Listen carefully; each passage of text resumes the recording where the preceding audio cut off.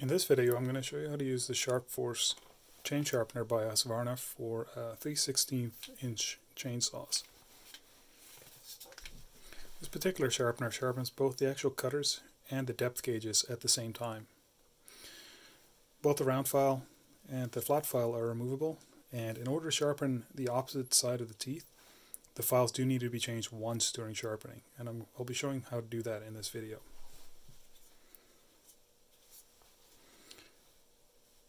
On this side with the text is considered the top of the file.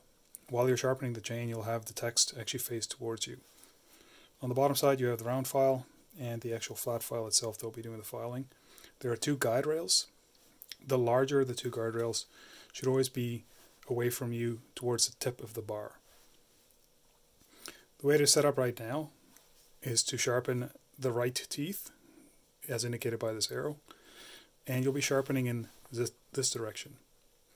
In order to sharpen the left teeth, you'll have to reverse the handle and also the flat file as well. I'll show you how to do that now.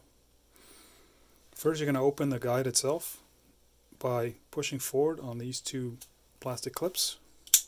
This unlocks both the flat file and the round file on the back.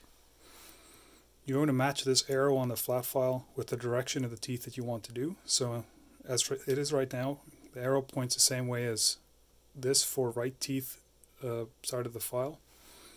So we're going to swap that over. The round file also needs to be swapped over so that you can push with the handle. In this case from the bottom, the file just unclips and gets slotted back in on this side. Once both files have been switched over, you can simply close the guide back. Now the file is set up to cut the left teeth. Again, you want to make sure that the larger of the two guides is facing towards the tip of the chainsaw in this direction. Now on the chainsaw, you're going to want to file with the bar pointed away from you. The way it's set up right now is to cut the left teeth. So as you can see here, you're basically just going to match the angle of the file with the angle of the teeth. You're going to place it so that the round file fits into the cutter teeth itself. You'll notice that the large bar and smaller guide bars are both resting on the two depth stops. While you're filing, you want to make sure that you keep the angle consistent. So these guides on both sides should stay parallel to the bar. You also want to make sure that you don't put an angle on the actual file while you're filing. The file itself should be perpendicular to the bar. According to the manual, you just want to give it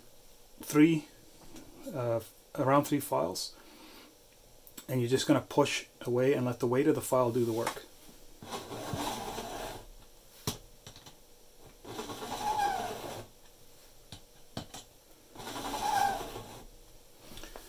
Once you do a teeth, move on to the next tooth. In this case we're going to skip this one as it's one of the right teeth and move on to the next one.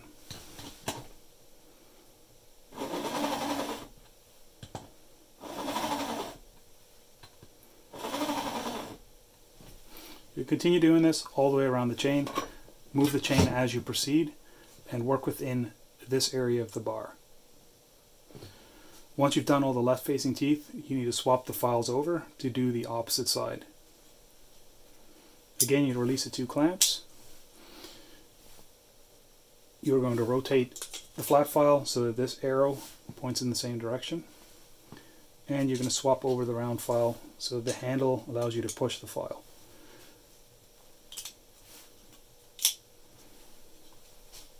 Again, make sure that the larger guide bar is facing towards the tip of the blade.